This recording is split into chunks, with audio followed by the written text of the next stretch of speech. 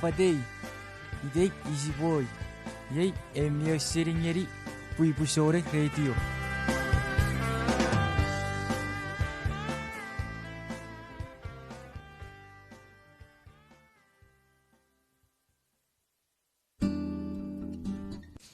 You're listening to KICH 6:30 AM Hagana, Guam.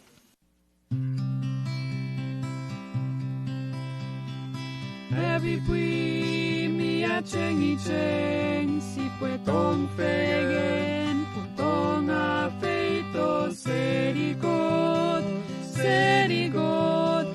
ia mi sire tong ia banong godo a sire god ia necesire god pungod mi tong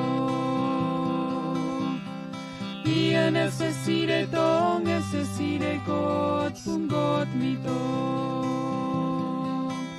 Iwe goda puer ngerikit santong renantirato. Non we eraben wan ferufan, pues si puer cura marareni. Ie we wentong, tong esa puewen pues si afentong ngekot atong cho atirato non we pwe omusoro atskewe pilpis. Pwipwi mia chengi cheng ika ie ustunen kotong erikitsi we si pwe pantong tong fegen ie mi sire tong ie benong godo asire kon ie necesire god pungot mi tong ie necesire god pungot mi tong.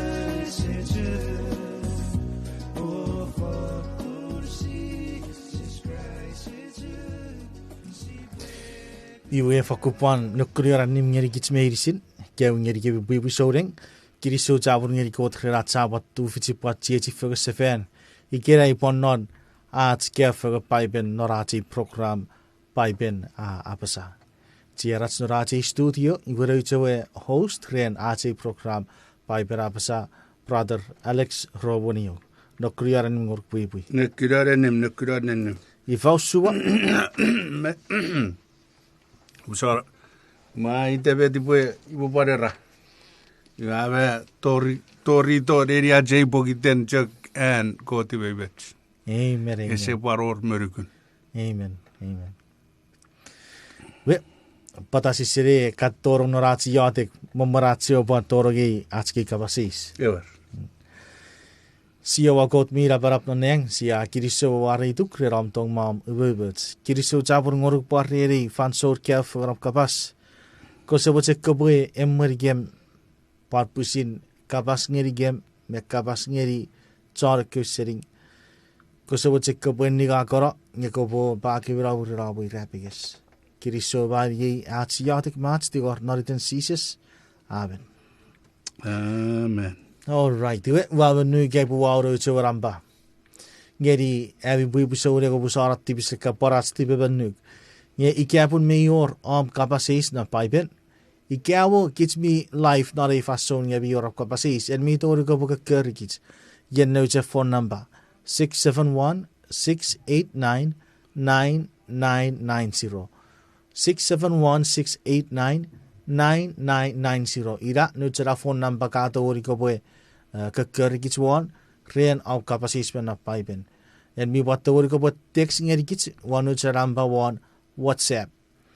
Ike follow kits wa Facebook. Iwe en mi to ko buka comment one notes na Facebook live video makke diom na kapasis non Paipel. Iwe sipwe para chocho geri at sipwe periweri. Iwe ay rigusi ya bonu de. Sa fakun man da. All right. Iwe oh sa ka purpose dire review sige. No review siga masora ataparapan. Okay, ifaiwe. Tihrawa ma view siga.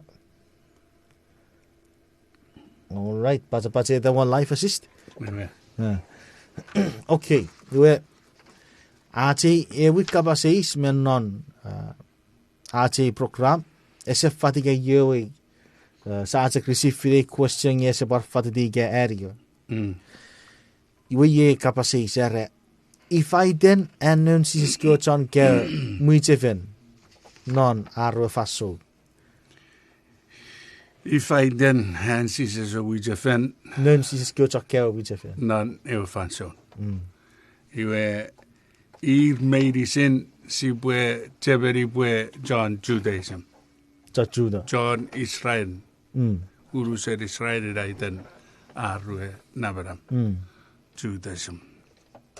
Iwe no buen was en giriso ire Meni ren ifa a question nge no buen Sises me ekewe wan porra iwuro arar rese iwuro ra ma li tautiriu iwe re aidagari the way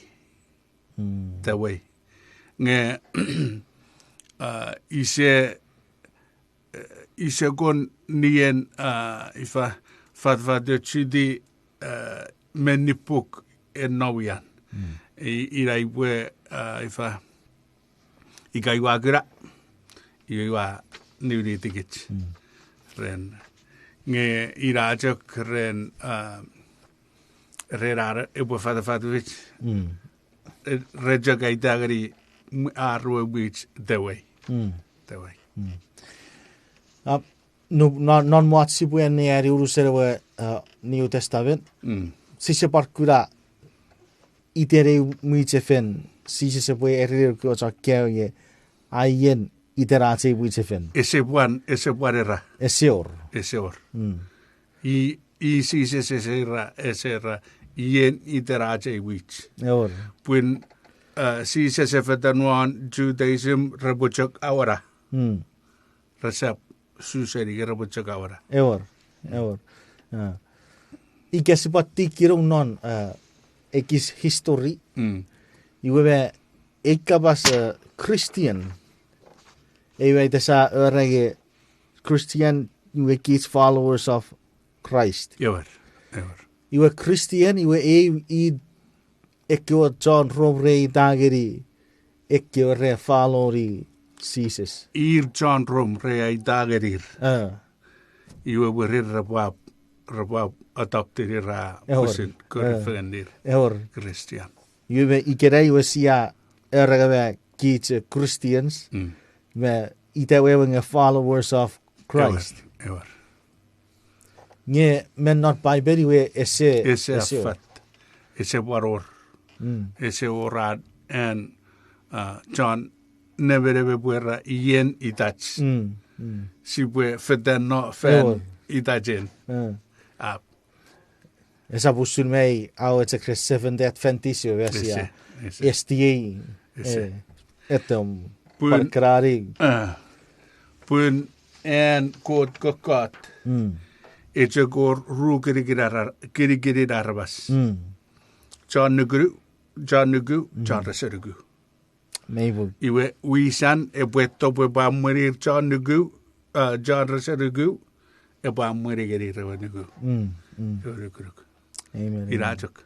Maybe. Ese pareto pues Seventh Day Adventist. Never. Ese pareto pues Catholic. Ese pareto pues Baptist. Ese. Maybe. Ira puta nujen Paipel. Ese gara Paipel. Iwe ese era en Paipel. Iere riten en metach. Amen. Even thoughts and it gets me to sure off you and ite no Sises kyo chakke repuera te bege John tabora with Sises. Followers of Jesus.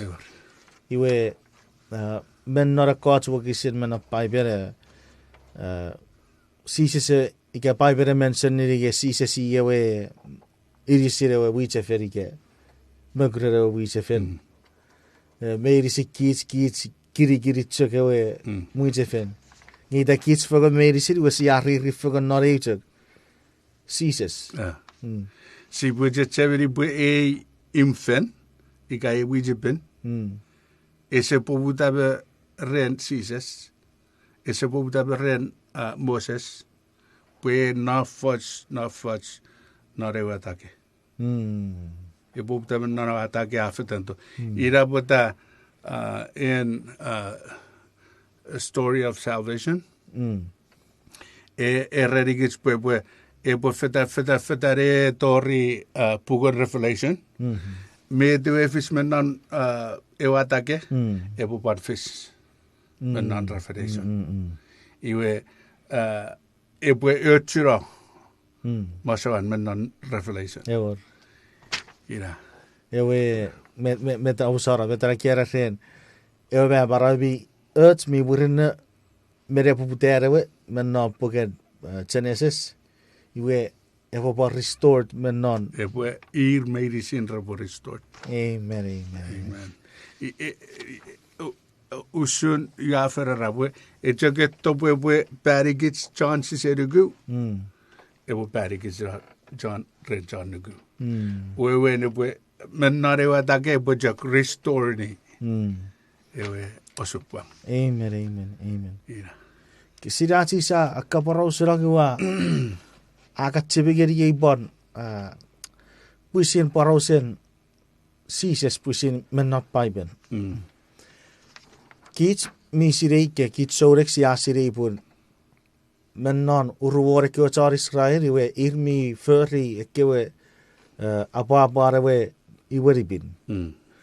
Iwe one important part of the sanctuary it was sacrifice. Ese teoria pue emeto resum que fer popute agagen ekewe apara we iweribin. Ikagere sefer popute ware we sacrifice. Ikere we si date back near we Passover. They were Passover. And Moses me kutsar Israel ran near we lamp we raturu at the one asaberku. Yeah, men non me away day of atonement. Iwe men not a bar away very big way. It was the first process of ewe agagerasor. Fair there were a whole nation of Israel were republic one it was sacrifice. Ren nira iwe so was a republican eriberiba ike nira was a fair activist. Part fair the tibisir kwarabas. Once always ekewe it was sacrifice. Iwe rautura popude medicine kirigirin ewe sacrifice ewe sanctuary. We were fair then ekewe Israel they were doing the ceremonies of the ewe weribin. Yet when Jesus comes, no was Jesus hour recess inna. No Jesus kewe wotsakke Petrus non mati sabura con moru. As Jesus wa Apasa uporero nor Jerusalem. Pura torre fason pura ni gang me ni eiro. Nge Petrus wereri ge saptori mood ngeri an epifis nguru kekera. Woro Sises kio chakya resepon weidi. Rese. Ika turuseri re. Nge mi fer ekewe agang derure pues cheverige iwe was sacrifice. Yo sumet ki rage Sises se wari wage. Avorageri. Puen ewe ifa ewe videra sor. Ewe videra tonmen. Ejaki poputamen nane watake. Ren kein mapen. Reto ua eredir pue reboasor. Nge ren eban furry fari den urusen arabas furry fari. Iwage poki den poputaboan resus irabota iwe furry rewasor ewe sanctuary ejaka wera ngeri tonsus. Nge kabasan puitar poro ra shengerir. Amen. Amen. Maybe. So everything was based on Christ. Ina. Urusired Paipel based on Christ. Ewe book based on Christ. Amen. Amen. Ejak orang one Christ. Yeah. If God's took work is mi yotse bugar tebagri yewen marer kapasi so Sises Apasa ge yen what's meto tapotoburi we po mare ari rapis. Ever. Penuku barawaro tapotoburi. Ever. Ese oritero Mwichefel. Eseor. Ekei puisin arabas eitagerir. Ekewe ifa Sises me tierra kewe. Nge ese ore Sises era buien si puede fetan no ferien iten achen. Wow. Puen an me merita en iran masavan osuguna ngi janjuta. Amen. Amen. Ira pota ese ifa ese ra torong nareu eura iweripin pue torong naruge iweripin juta. Amen. Ike very even near wonder. Rera wo gisire para rage urget tren ukupa atati we iweripin. Yeah, when not get clear what is a fan, he was referring to himself. Pwipwi. Nge ina ren periwarna kapaseis ese fat. Amen. Yep, satu way pamoy. Sa met. Yep. Kapasis ng paru era ekewe son fiu re ni Sises. Chamang raba sabwe son fiu seri Rome. Ifa era wogisin nor Paipel ai tigeri gitspuri son fiu Rome. Chamang eke wogisin men non Paipel. Iwage renjak an ebwe tawe fitch. Si jak sug ngeri John engon Matthew. John engon Matthew iwe si bwe irik me ru irik me ruare. Sa tidi. Kapamut ngeri isagay fason John sabun engon Matthew. Wagisin irik Matthew. Wagisin irik me ru irik me ruare. Oh, irik me ruare. Epuiramo. Yo ye mete wakisira Apasa ara yebin neko son fiu rafin na okupi pechen ewe aberu mewe reberu mwen ra ikrapeges mesises. Garubur ar feri di kafengeri Sises ra kura bafin mera. Yebin nersaptiwa kupi pechen. Yeben eko son fiu a agi waku Sises obosu repeki Sises Iwe natsika watu cha mekorikra pu seri. Iwe. Ekewe Rhowuniong redigitspun een arwas efurien metaat even zo'n fiu. Even zo'n fiu. Nge zo'n fiu ja is een fat. Ik kan ook eens in redigits. Nge ikasi etasan iwe mei afat meni nein zo'n fiu ja. Sen fiuri. Ja. Iwe erapun paidet. Wewen bue si bue Ifa si bue a Pwipwi geri urugo pat Paipel. Si bue je chevri fanson John Sus re non fan neverien re rom. Ferrom. Iwe paidet ewe re agei wiwitan arrabuni Sises re ngeri re mochen ni Sises nge eso orar wiwita re rom e wiwita iwe rom raren paidet por rom seri paidet e wiwita robani Sises iwe raren paidet a wiwita rani Sises ar duar Ifa John Massen ewe beyas John Furry ewe verfar ewe irapages zo'n fiurum. Zo'n fiurum. Amen. Iwe ise Ifa ren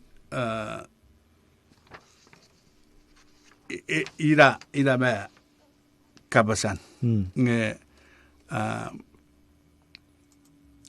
epwe met wewe de question iraras epwa niwintoyen ton is met wewen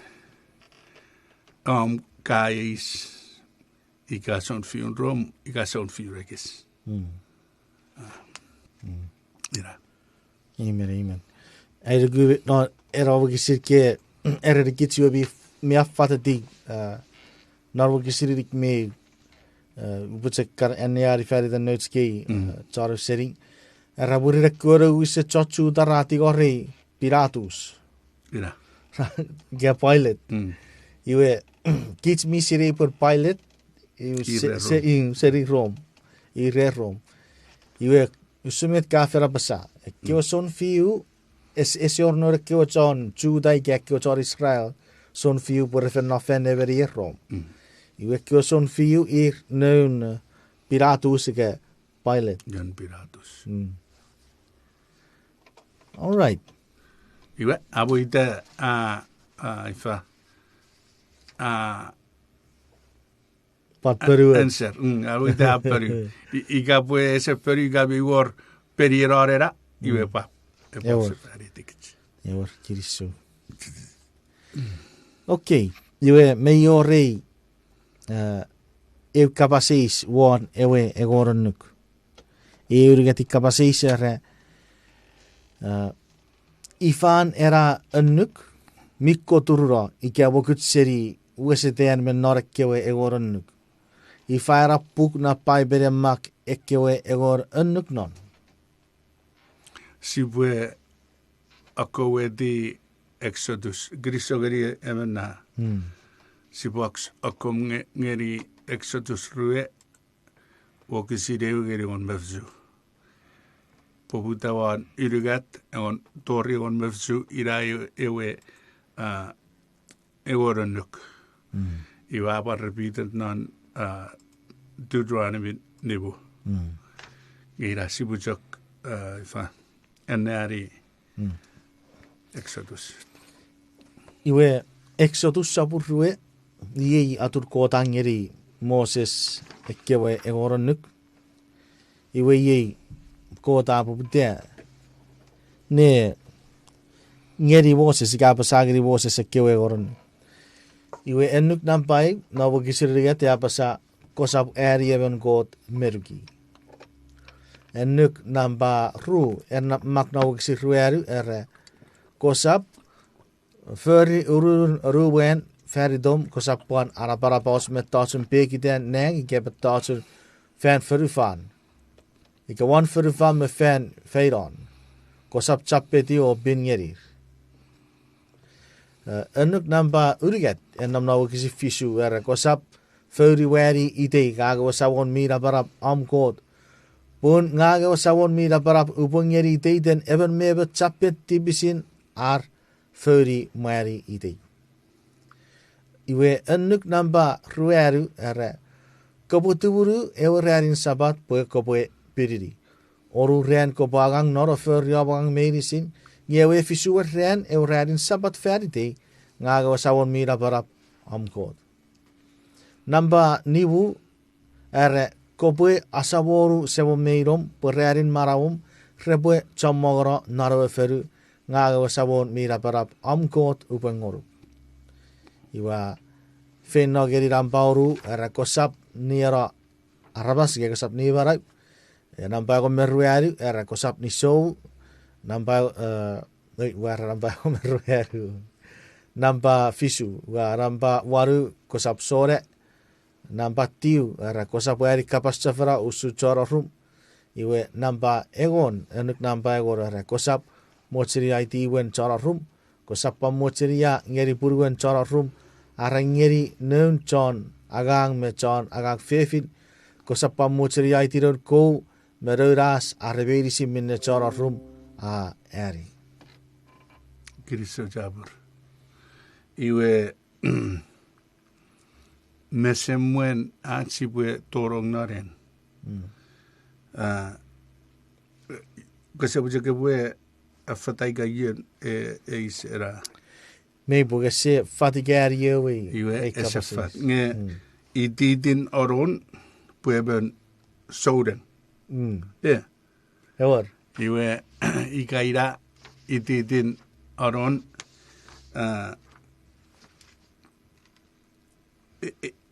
ita ifa en neriera ifa era annuk owa afarfara iwege ita epwe era pwe sibwe afarfara ika sia afarfara pun I souden og giet souden medicin sibwe afarfara pugun en kabasen god. Amen. Iwe era an annuk ifa question ren namparu. En nam namparu en nam ogesin ruare ogesin nebu ogesin oru. Satun anerisvani. Exodus sabur rue wagisin rueru era kosaferi urun ruwen feridom kosapan arabaraba otsmet tatun pekite non neng are otsmet tatun pekiti wan ferfan are otsmet tatun non feiron kosap chapeti gerir are fingerir pun ngage wasabon mi rabarapam kot even kot miru gomong wari wuri erar en sabasam förring ngawan nur karatori örigatin arre rueru tetenin chakaravi oputai ngawakiri gires ngeri ngeron muriburin chakaravi echeri wane asochisi ayen yue usumi yorni nuti john keke ren kapasei sibu etiwaro ge give me just a moment. Three-way or call waiting is not allowed and may automatically disconnect. Your call has been accepted. Hello, emi rogorongiergich.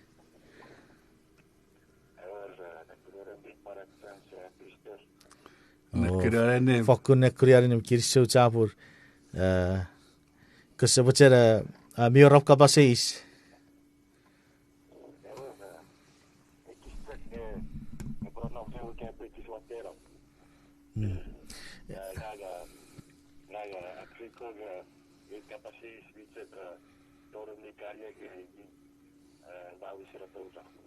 Eor.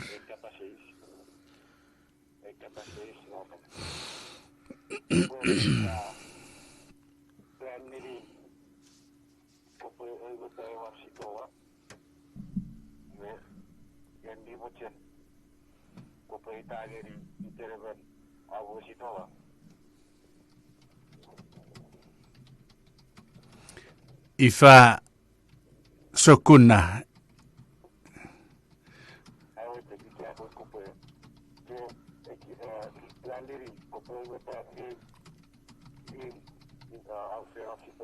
Ah.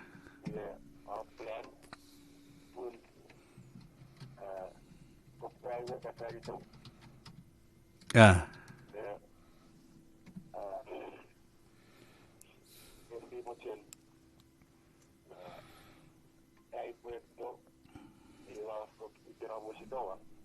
Ke puettoi kafet? Ja po visere herkits iteraatio sitoa. Oh. And I don't is what or met Paipel erarena. Iga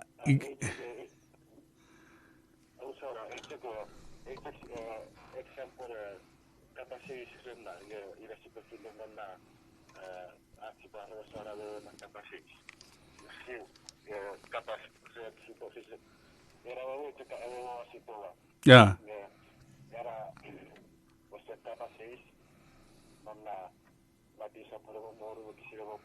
Ja.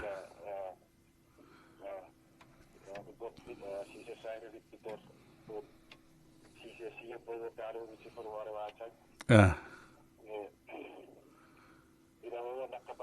Oh.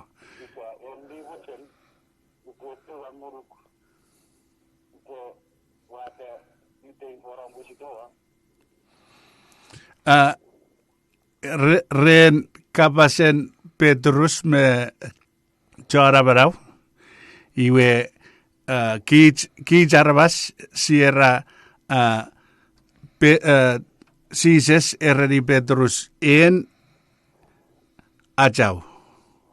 Iwe da isito ira. Kisliwe pira kapas Sises erri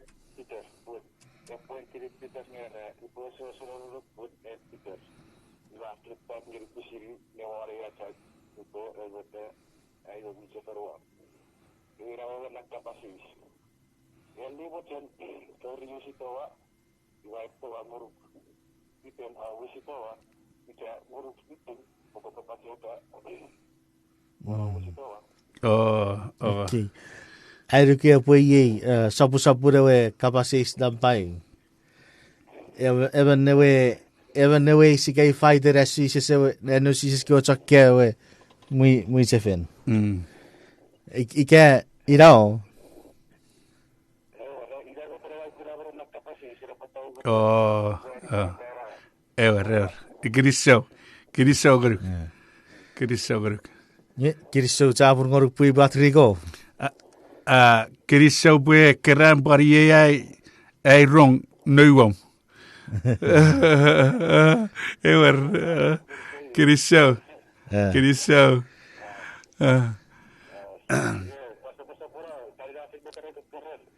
Yata gegech. Amen buan Ifa Iten Oronan. Pun jamang jarbas si Ifa wewenga wedi betats nefilen Petrus me Sises. Pube ma iwe puijerera Petrus era de Peter era jau.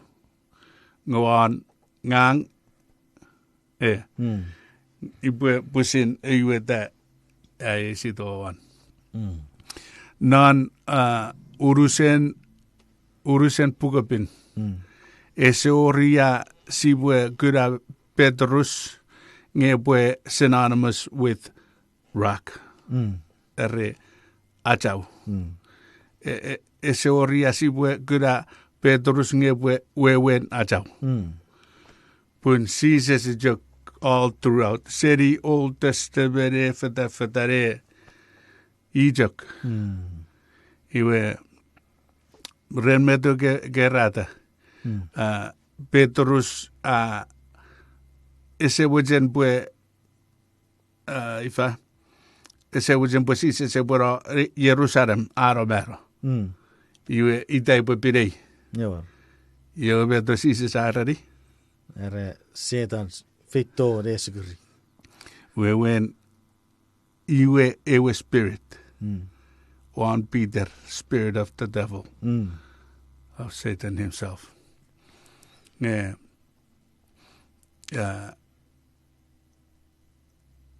Ese rari Peter bue. En Peter era jau I bue eiweta. Aiwe Mwichefel.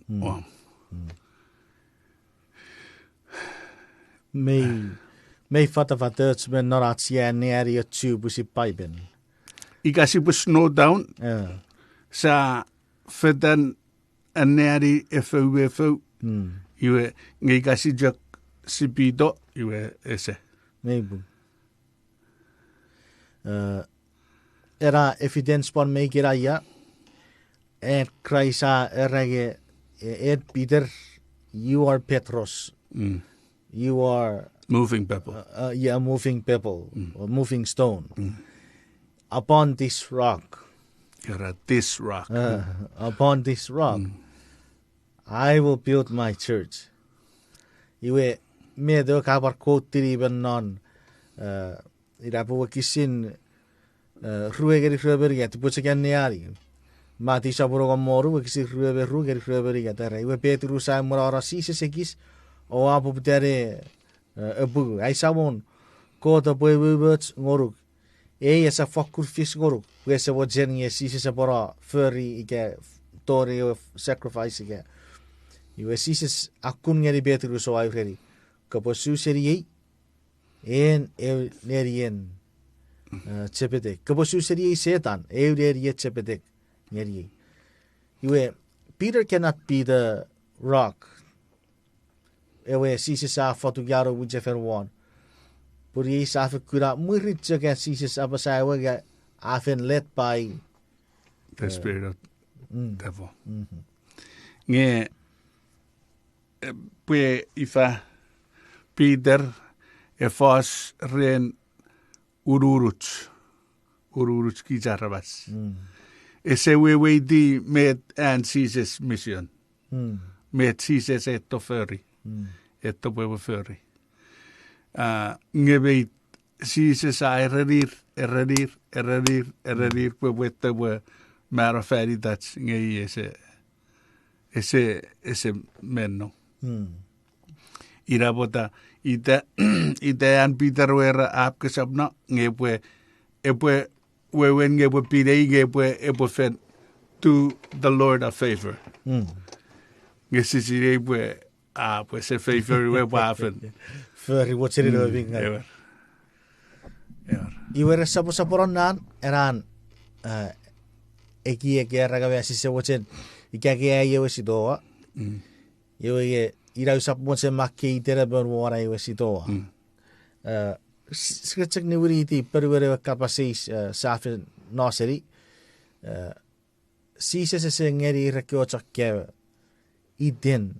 Ese. Ewa Mwichefel. Let's be clear on that. Eseor. Ese togori o reibu kisime na Paipel se po pointi rao en Sises se po eringe yen itere Mwichefel. Sises etsegerage upon this rock I will build my church. Ese pogiden efen fadert me nebobudan furifan. If fadert Ifa aren maraw. Nge pogiden Adam me ewa refen suseri. Resuseri aren maraw. Amen. Kapare kotsek ekewe thoughts sitse pa mocha morero usume to safet ye gafe para sa mara kids gerei wesia eidatski Mwichefel arogara wamme te wesia nuku gesia discovery pap ja we 7 Adventist poki den siare gunnaraweri Mwichefel Sises me ewe efisu ren 7-day Adventist me irawe wer idatskara 7-day we efisu ren Adventist sia witi wo ruwen ni Mwichefel Sises etira wan ja Baptist poki derre utsiari met papadais ike merip narko van zo'n re probably Ifa resurrect diri gerrefen part discovery Mwichefel po baptism me utsiatsiwen ien usun en even chara farfara re eto Ifa chare wit ra tik igay awe ren Baptist iwe abareto chare wit ra bon we serien weira abareto patik igay iwe sabon tori bajeta och Ifa miden nukuruk ewer awe ren Ifa sisere guge bior ngurut murina iwe medicine mijok kafeu mebu mijok kafeu feda dori 7-day Adventist ye saigon wich midafe ekran pa Ifa nukuer iwe ye arene pun meram iwe usun en eke truth morugura ewe eke truth mi morugura ebari ye usun jok an morugura ira bota ebari ye usun jok an restore amen amen Erigu, what part of the ewe Ifa arabara puichewe ewaru kreme which may book me say followers of Christ you are identified as followers of Jesus Christ ye rerats siwe pointed out na Paipel por mayor iteran Sises o Mwichefel ewa pusin ferrate iwe kam sumet kabos es fakuro iwe michoror masore mirera es tioror nge ferawe kabase sifen nukusaguru puira ira met siwe turridis okay iwe usulwati kwan Exodus saburue ka enniwiri ewe ruanan ruanan enniarisvani Exodus saburue kisin ruar bobutawa ruar ngerioru kosap förurun ruwen färdom kosap para bauts met tatsun fenneng arrots met tatsun förufar arrots met tatsun feiran kosap chapedio fenyerir pungago sawon mira para bam god ngang eben god mi ru kommong wari wiri arabas en sabasam förunga wan nurkara tori örugatin merruaru dettenin chokara bi putai ngewakiri kirasngeri ngeron murburin chokara bi cheriyi wane aso chisi ek annukara iwe oruen annuk koturuno menan annukun meren Ifa och ekewe nein atske Mwichefel iwe mi affectiri uruserekan annuk mi affecti ruaru annuk mi affectiri erivuan oruan pun iwe vi bara affectiri etuan meon pogiden re etau o ruar annuk. Ra agi öyrigatun uata. Iwaran paru. Iwe arruarin ra uata panan pairugat. Iwa abuan mä fetare nan paigon irai boretta pure ettiuan. Iwe äidy guvä arvas rabotogeri suspicious. Gapata ajak tiu annuk. Era annuk agon. Gapata ajak tiu. Iwe ra kiri nefilen tiu vegon masawen eujak annuk. Ra kikira tiu esap. Puegon Pue nampat tiu. esap nampaigon. Esok nampai ko. Ira usun aaj en nampat tiu vegon rejak nun puwasuan jokewan. Meibu. Iwe ira annuk namparu re oturau menon en. Kewe koron. Maavet. Iwe ke Paipel mi pan busid oesiri. Tarien fisu ruberibu. Tarier fisu reveribu yive Apasa. Raiwe epueri kapasen upperu geriwe mi fakutekia. Epo bara riefu ekewe charpin nere mi fakutekia. O ekiekin epo siwiri fanson me annuk. Iwe ekewe charpin repotorong fan neberian non ugugun uriget esabuyer. Jageri. Itea ifa puen en setan agagi. Etirong a furry aragang menonatski nabaram. Iwe a litirir nutske so mas. Pwipwi ye kokaton. Irapota rapin ngeri ifa nios. Iwe ra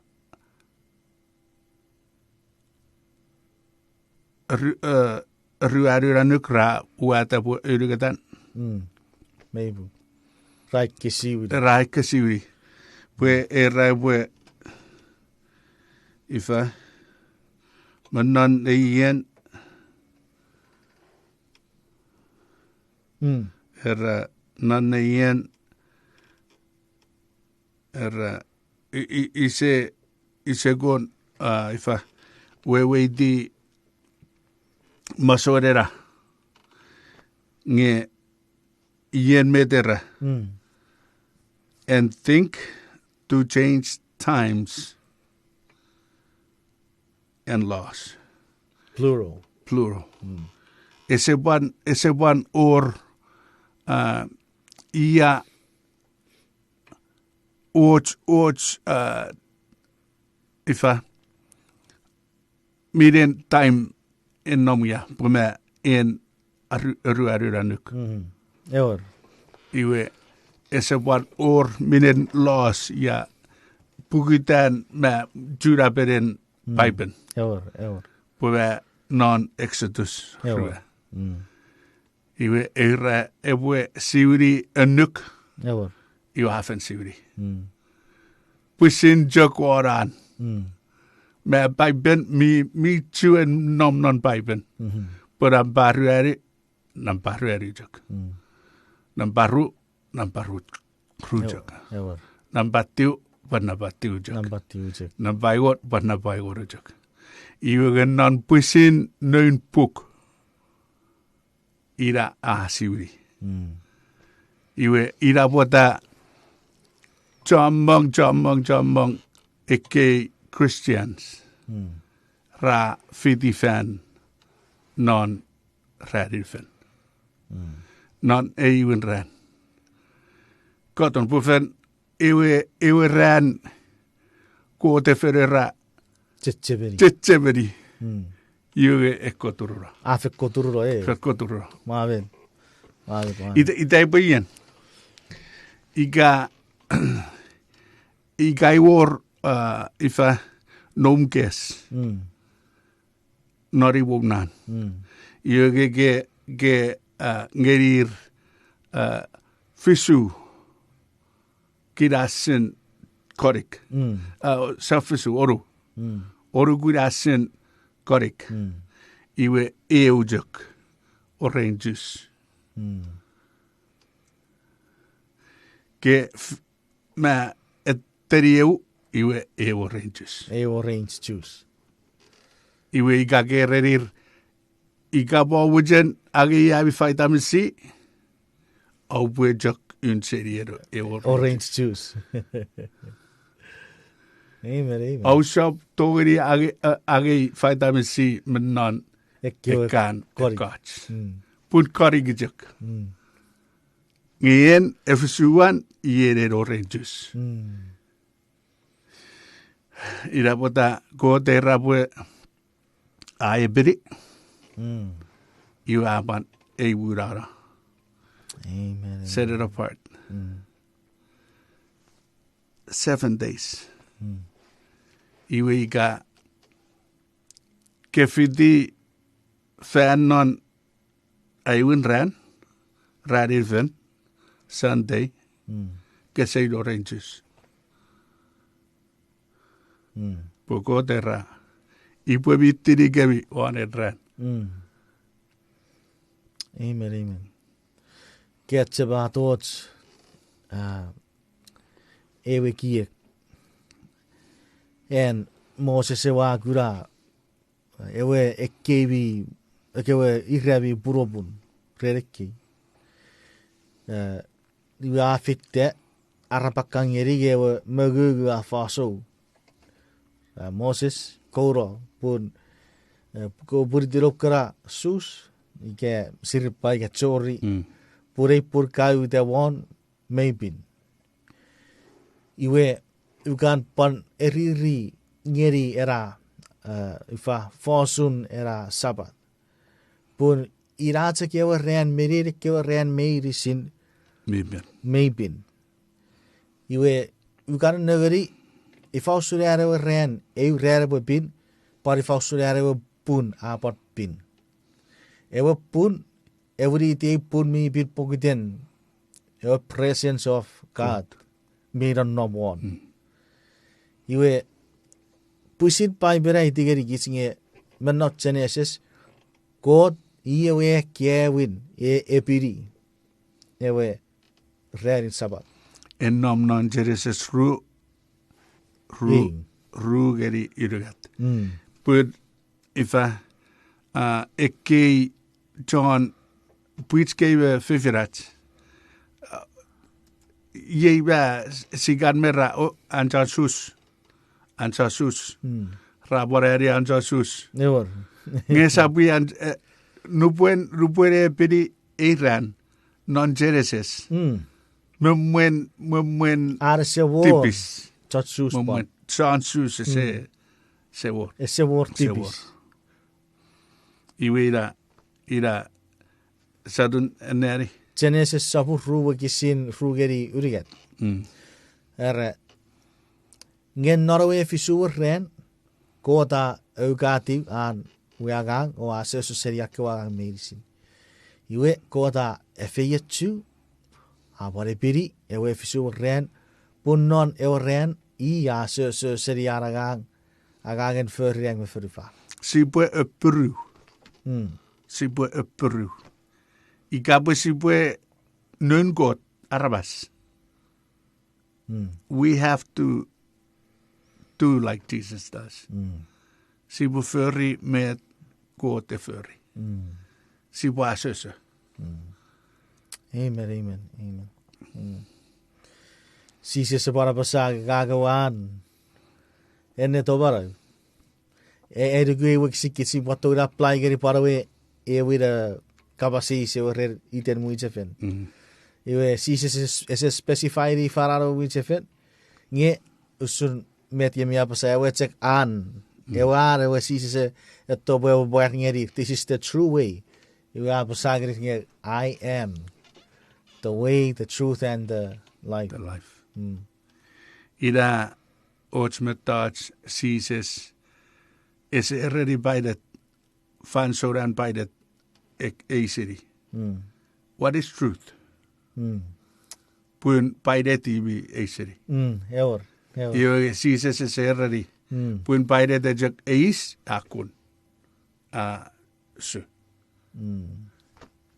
Esen netiga Sises we already guy bujakpan. Ifa silent. Kabujak koida. Nge afen already rekewe nunkue one boron. Ngang Amen. Ngangayan. Amen. And another idea got support kerapon sagorong ngaji besak kaporos.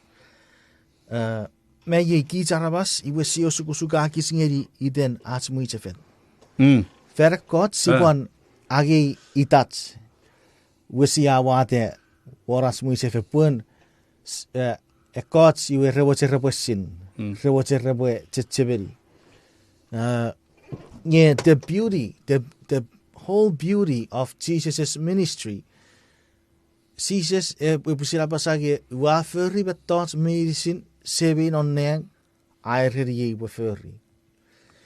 Jesus, it's a short point to the medicine, nearly ewasa. He never, seldom at Sibukudai get, could as Jesus away, if I Say gade. Ngeri ye was idaro kan nagari wa mari di gotred, but C7 was a humble person. Ese say gade isin, ese watchin, arawa, etigarewe arabas. Iwe arabasara ubefitu. Ah, no. Karachak, peru kora, yeri, karabas purapukara paka, niberi words. Ese watchin, ifa. Mi wogeri even ye epochak fara even meri ekewe upon etigara yere kasapara parosa. Don't even mention it. Yeri even. Eseu suki charabas. Si wache sibwe. See God, he was very humble. He was very, very humble. Pun and sees his way is far, far, far from us. Amen. As far as the heaven is from the earth. Mari di God. I see aribu. Waru Matthew. It was to wow, kakadun non maguran Jesus. Ira potay se togeri. Eto ebueto paruk. Ebueto pari. Ebu parik is around none. I see sabun ni beberibu kisiriwaru yeri tiu. Ere iwe ye yaroro sabon mira para. Ai kiek resapwewe yeri abi kiek kara. Yabi yan resapawewe yeri ayan kara. Purusun negate kia siri furifan. Ye usure yan rate kia siri abi yan kara. Ye ai kiek siri para abi kiek kara. Amen. It's gets me one togeri guragits manare. Nupuen sia wada egigits non egigin Sises. Nupuen sia turfi egigin Sises. Iwe evorepan yeusun. Koturuno mugutugut. Si burepan tegisan. Sisapan nabaigi sisapan. Pun si asirei pun meten si feri feritan. Amen. Esapusin Kids. Amen. Esapusin Kids. Wa kan nagare de uchi time. Uti wa. Ira bota Ifa. Go ahead. Ira bota ewe annuk. Kids itasibwe. Kids sibwa farfara. Purambaru. Ewer. Esap obwe. Ewe kids sibwa farfara. Purambaru. Amen.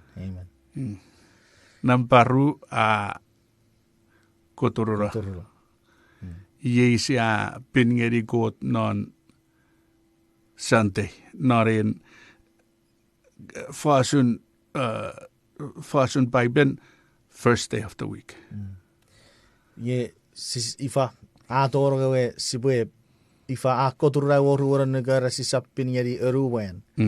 Ira. Yo switch neri yang yeri we Eruwen era gosap pingeri eruwen iga niosun.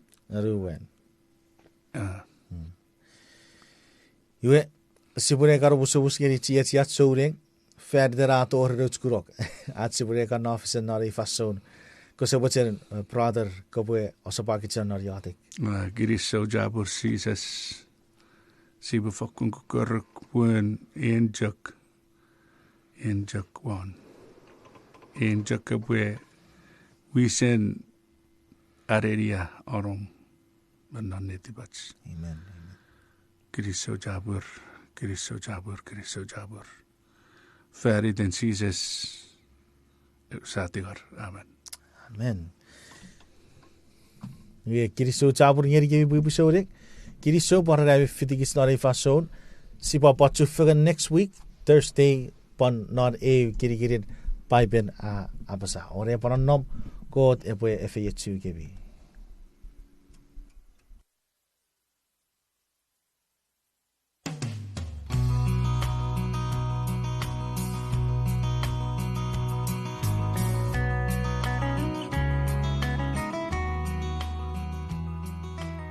Mati sapurruaru wekisirruaru. Sises aperuari. Amak narko tarpobipin. Aramas resapmarai ren mogocek. Parabarai ren Ifa Iten kapasengkot Apasa. Afakun uitsi atsipue nugubet miwesewesen magnot Paipel. Ikan non ekewe tarpobipin. Nampai atsipue wesewesen araga. Atsmokutukut wamet gitsmikura non Paipel. Iyay atse program Paipel Apasa. Atse program siara gawan met mimak non Paipel. Fitikits narat sipo sapuero mekkaifegun met Paipel Apasa.